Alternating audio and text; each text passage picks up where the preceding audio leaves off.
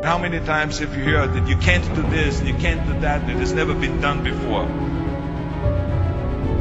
Just imagine if Bill Gates had quit when people say it can't be done. In order to accomplish great things in your life, you have to get your mind right.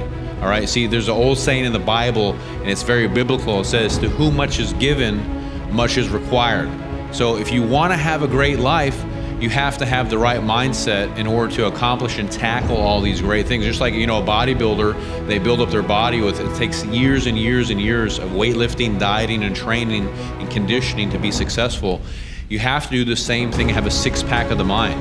Not only do you want to have a six-pack of the body, but you want to have a six-pack of the mind, which I think is even more important. I love it when someone says that no one has ever done this before, because then when I do it, that means that I'm the first one that has done it. I wanted to be different. I was determined to be unique. I was driven to think big and to dream big. Everyone else thought that I was crazy. My friend said, if you want to be a champion in a sport, why don't you go and become a bicycle champion or a skiing champion or a soccer champion? Those are the Austrian sports. But I didn't care. I wanted to be a bodybuilding champion and use that to come to America and use that to go into the movies and make billions of dollars. I believe that focus and effort are going to determine how far you go in your life, and that we become what we think about. And whatever you think about actually expands, because thoughts are things. And if you think that you're a great person and that you deserve to have a beautiful life and you have faith in yourself, then you'll be able to accomplish massive amounts of success and results.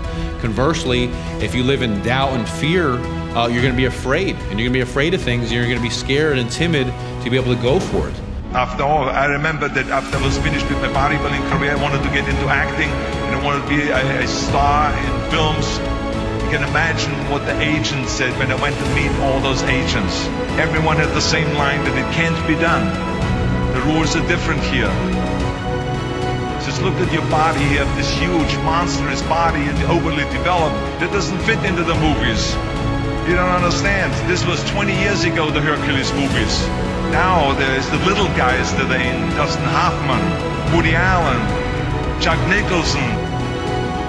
And the agent also complained about my accent. He says, no one ever became a star with an accent like that, especially not with a German accent. And yes, I can imagine with your name, Arnold Schwarzenegger, or whatever the name is, on a billboard. Yeah, that's gonna draw a lot of tickets and sell a lot of tickets. Yeah, right. So this is the kind of negative attitude they had, but I didn't listen to those rules. Even though they were very nice, and they said, look, we can get you some bit parts. We can get you to be playing a wrestler or a bouncer. Oh, maybe with your German accent, we can get you to be a Nazi officer in Hogan's Heroes or something like that.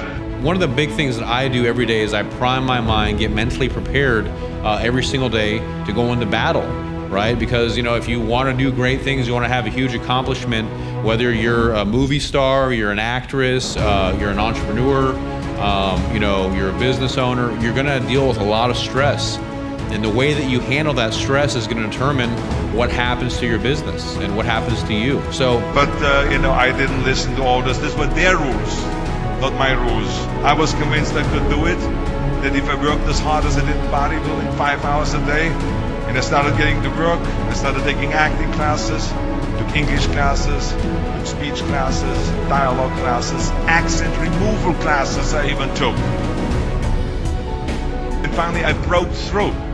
And I started getting the first parts in TV, Streets of San Francisco. Lucille Ball hired me. I made Pumping Iron, Stay Hungry, and then I got the big break in Conan the Barbarian. And there the director said, if we wouldn't have Schwarzenegger, we would have to build one. Now think about that. And then when I did Terminator, I'll be back. Became one of the most famous lines in movie history, all because of my crazy accent. Now think about it, the things that the agent said would be totally a detriment, and would be impossible for me to get a job, all of a sudden became an asset for me. All of those things, my accent, my body and everything. So it just shows you never listen that you can't do something. You have to get in the right mental state every single day for a sustained amount of time, a long period, not just 1 hour or 30 minutes, for 10, 12, 15 hours a day. So you have to put yourself in a situation like The Rock talks about, where your back's against the wall and that, you know, you could lose everything. So like, let's say for example, one of my goals is to be financially free and to build a limited wealth.